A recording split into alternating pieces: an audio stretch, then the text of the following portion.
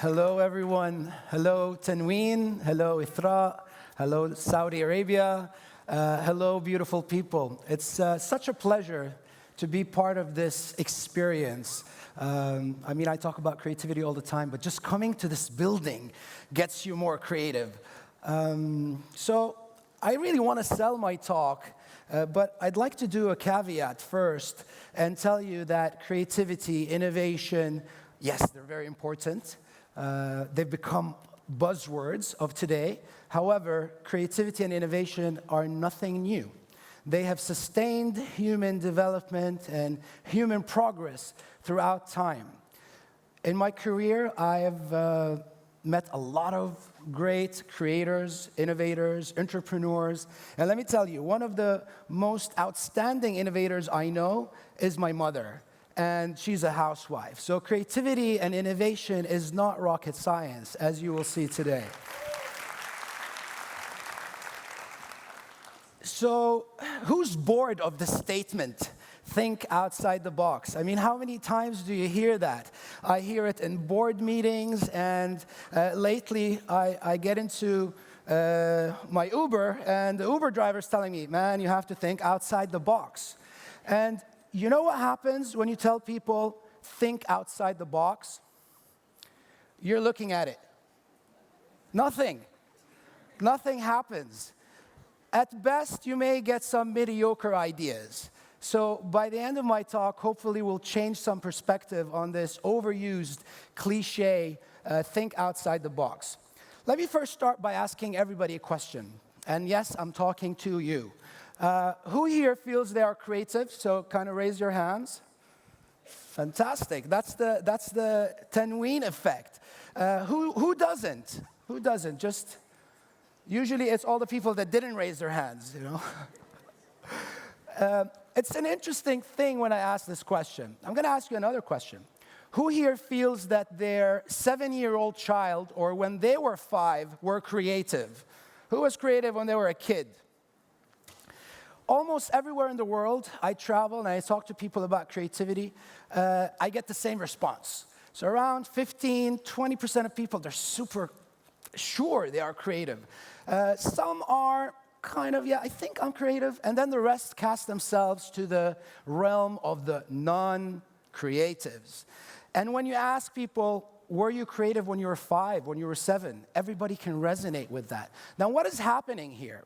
Let me share with you a study by NASA. So NASA did a study, specifically Dr. George Land, to measure creativity in kids. This study was so successful that they transformed it into a longitudinal study, where they ended up measuring 280,000 adults. This is what they found. At age 5, 98% of kids measure not creative, at genius level of creative. At age 10, that drops to 30%. Wow, that's a huge drop. At age 12, just about to be a teenager, that drops to around 12%. Now, there's one more data point that's hidden here, and this is for us, the adults. So I'm gonna give you a couple of options. What do you think the percentage is for adults? I'll give you 3 choices. Is it 9, 7, or 4? It's 2. Now, I kind of tricked you, and this is to show that what actually happens between age 5 and when we become adults. We go to a very special place that is called school. School, we go to school. Now, interestingly, the way I framed the question, I didn't give you the answer, but we are programmed, we are conditioned to never question the question. We go to school, and it does a great job at feeding us information and knowledge, but not so much at nurturing our individuality, our sense of expression. You are told to answer the question, not ask powerful questions. Well, what we need in today's world is people who ask powerful questions before we start jumping into solution mode and solution finding. If you ask your friend what the answer is in school, that is called cheating. But in the entrepreneurial world, that is called collaboration. So something is off. And just by bringing in some iPads and some smart boards doesn't mean that education is transforming. There are some really promising hub spots of innovative approaches all around the world. But for the most part, education is producing conformity and standardization. There's an excellent video for Sir Ken Robinson on YouTube that talks about that, and it's called Schools Kill Creativity. There's one idea that you can leave my talk with. It would be the following, that creativity is an intelligence. Creativity is a process. You do not acquire intelligence, you have intelligence. Everybody resonated with the fact that they were creative when they were young. We intuitively know we're born creative, but something happens and our conditioning kind of squeezes creativity out of us. But we can regain that back. We can definitely regain that back. Now, I don't want you to think of creativity as some sort of a special skill for a special place. Creativity is like flour. You cook and you put flour everywhere and you'll get something cool. So it's an all-purpose life skill. You can use it definitely in your work, and more in today's world, we need people who are creative, who are not just knowledge workers, who can manipulate knowledge and put it to various uses creatively. So this is like having a master key that can open so many doors for you, whether you're advancing your career or whether you're planning your next vacation or pondering the poem you want to write to your loved ones. Creativity comes into play. Creativity is about you because we need more creative people to create a better world. Yes, on some respects we're doing a great job, and on many, needless to say, we're not. So instead of just thinking about creativity as something that is out there, embrace your own creativity and use creativity to find your extraordinary. If we're going to dream big. If you're going to do something, you want to push your envelope. You want to get out of your comfort zone. We all have more of the same and the me toos. We don't want that. We want you to lead. We want you to create and find your extraordinary. There's 3 talking points I'm going to kind of touch upon. One is demystifying creativity, and briefly talk about this new paradigm and why creativity is imperative, and then I'll leave you with one hack to really unbox and supercharge your creativity. I'd like everyone to take 5 seconds to draw a chair in their mind. Draw a chair in your mind, visualize it. Did your chair look like this? Great, I love the no answers, I heard a no from backstage. So, for most people, a chair is a 4-legged object that you sit on. And that's what people usually get. But why didn't your chair look like this? Or like this? Or like that? Like this, the coconut chair? Like this, which you feel like you want to dive into it? Or like that? Now, it's not your fault. What happens is that we have what we call inertia. Our mind likes to go for the familiar. It's stereotyping, and it's great for navigating the world. If you see a chair that you've never seen before, you don't want to kind of think, oh, what the hell is this object? You want to take it and put it in a category of chairs. So this is great for navigating 3-dimensional reality, but it's horrible for creativity. So there you have it, the first kind of clue. By going out of the familiar, we can be creative. So what is creativity? The worst thing we can do for creativity is to define it. I always say to define is to confine, especially when we're talking about such subjective matters. So if you want to define friendship, you can't. Define love. You can write volumes of books around it, but you don't want to put it in a box. Better kind of describe it. Now, let's get this out of the way because people throw creativity and innovation in the same conversation. Yes, both are a fruit. However, they're not the same. They are a process. Creativity and innovation are a process. The best way to think about it is that if innovation is an engine, creativity is the fuel. If innovation is a fire, creativity is the wood. Okay, so that's the relationship between the two. Creativity is bringing ideas together, combining them in new ways. So don't be afraid to copy and adapt and bring from here and there, okay? And the more unexpected those connections are, the more creative things become.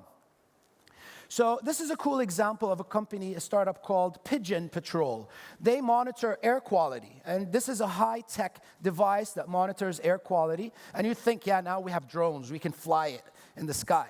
But by combining something very traditional, a pigeon, and this new technology, we got something more unique, okay? So it's also about going back to simplicity. This is a fine example of creativity, and you might like this example more or less depending on how hungry you are.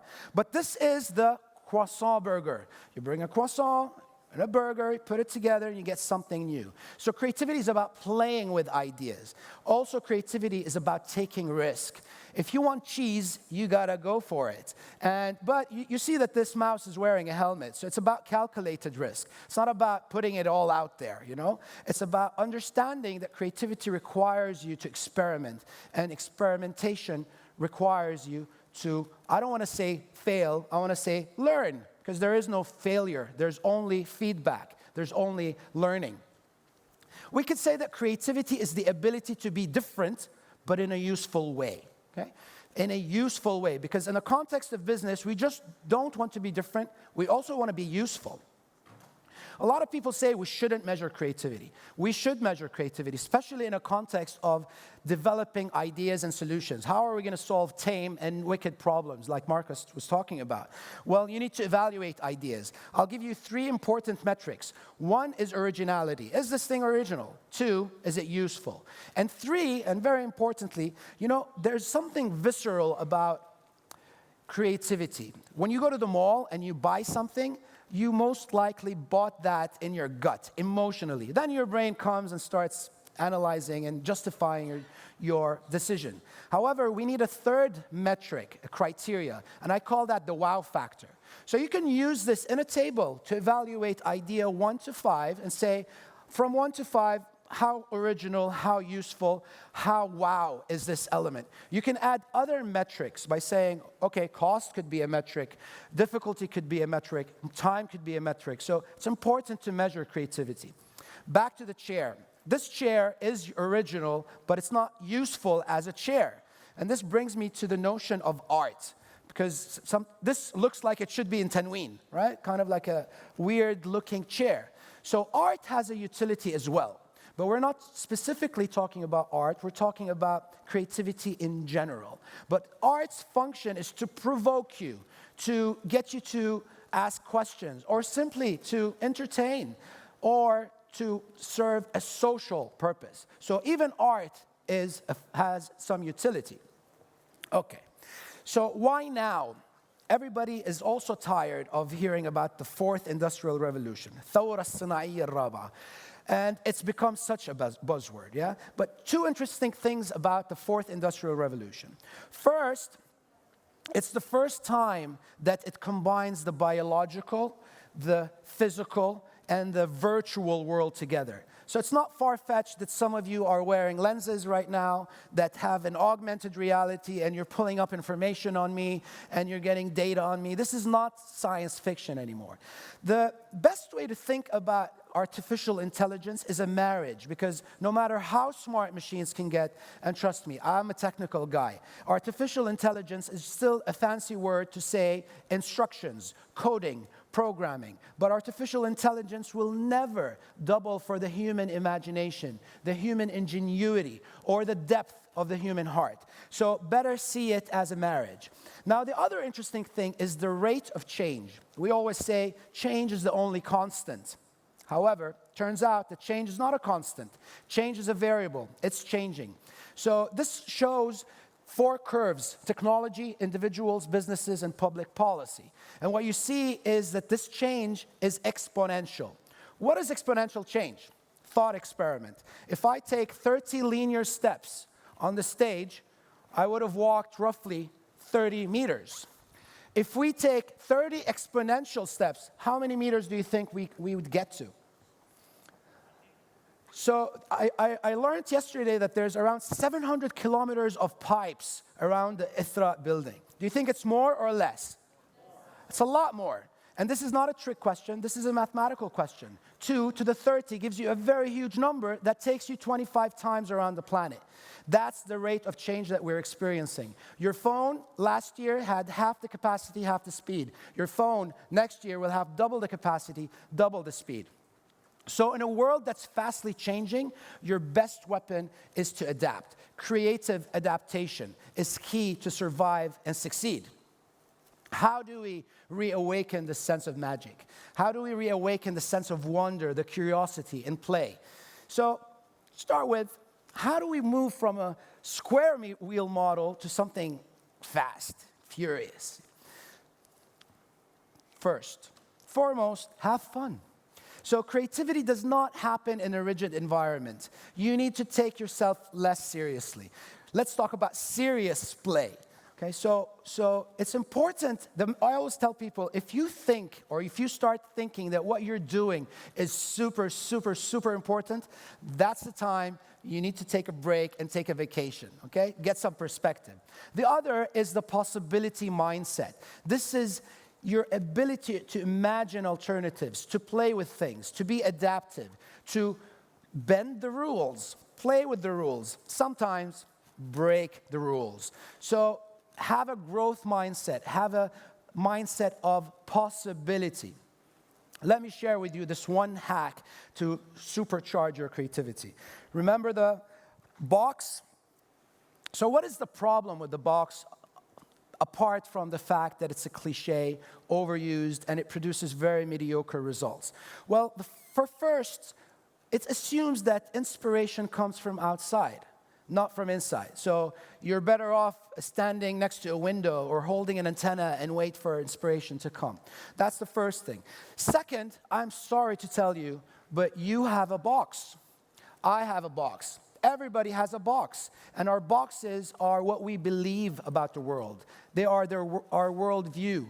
If you wear orange glasses, everything will look orange.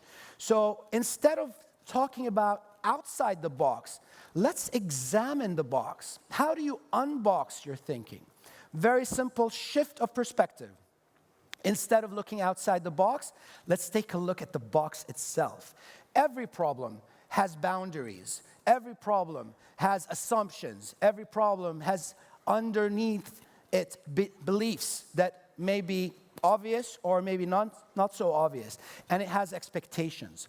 Let me give you a simple example that you might have seen here at Tanween, and if you didn't, please go see it. The dining in the dark experience. So the dining in the dark experience assumes that I should see my food. Now, just by changing that assumption, what if we create a dining experience where you don't see your food?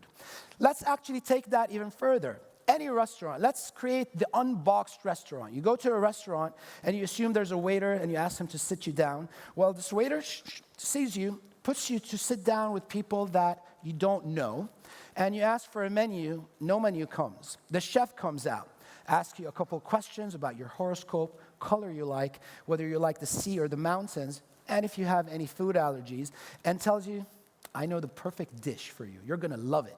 Takes you back and cooks the food with you so you can learn a little bit about cooking. You come back, share it with these people, and then when you ask for the bill, there's no bill. They tell you, pay what you think the food is worth. So kind of like the honor system. And by the way, surprisingly, people end up overpaying when you do that. So just by taking a problem, any context, and saying, what is the box? How can we expand the box? How can we bring two boxes together? What are the assumptions, beliefs, and expectations that surround this problem? And by breaking those, you're much more likely to come up with creative, innovative, and impactful solutions. So the world needs you to be creative. And if you're not, then you may risk becoming irrelevant because knowledge is everywhere. And disruption is not going to come from Jeddah or Riyadh. Disruption might come from a 13-year-old kid in Bhutan that just came up with a new business model. So take that seriously and seriously play with it. The choice is yours. And I'll just remind you that to create is to be human. It is our very nature to be creative. Embrace that. If you don't, it's like having a piano and you're only playing with 3 keys. or having a very nice Ferrari, but you never get past second gear. Thank you very much for listening and for your time. Thank you so much, Dr. Yazan, for demystifying what creativity is for us. I'm sure that's going to be very helpful for a lot of us. So if we have any questions from the audience. Don't be shy. Yeah, we have one question here. There's there. Okay, there's one all the way up there. And then where's the other one? All right, let's start with over here, all the way up top.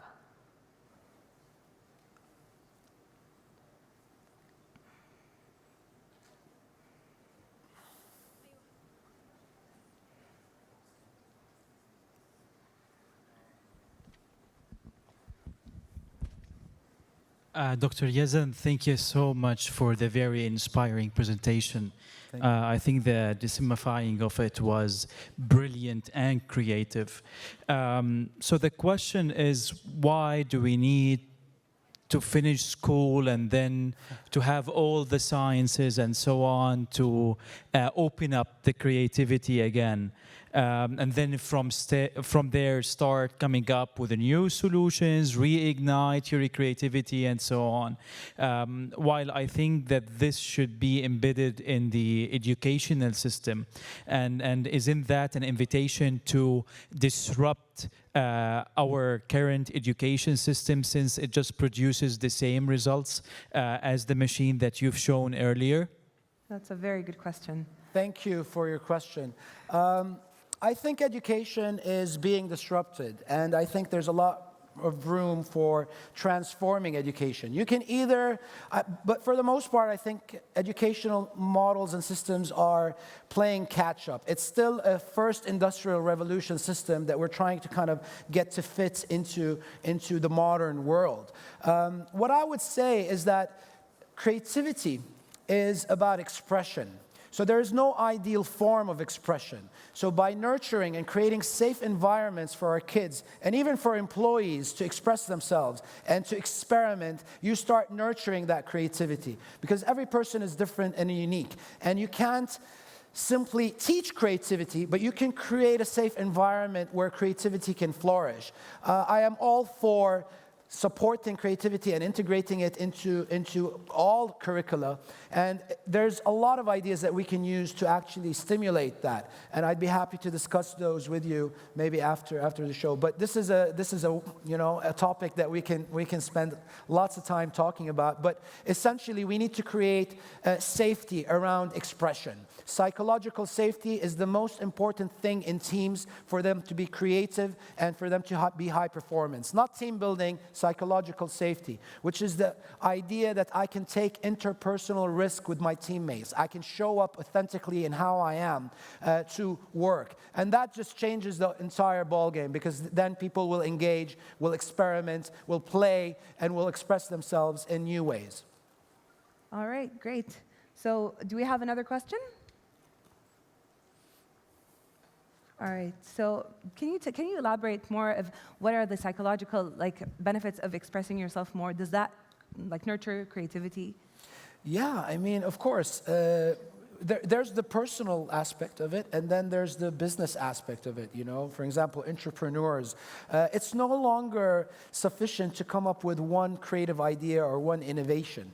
You need to continuously be innovating and iterating, and your business model needs to be continuously evolving and breathing. Otherwise, somebody will come beat you to it. So there are many tactics that you can use to express yourself in new ways that you can do on a daily basis, Brush your teeth with your left hand or your other hand. Come up with random words that just say one word and come up with 5 random words.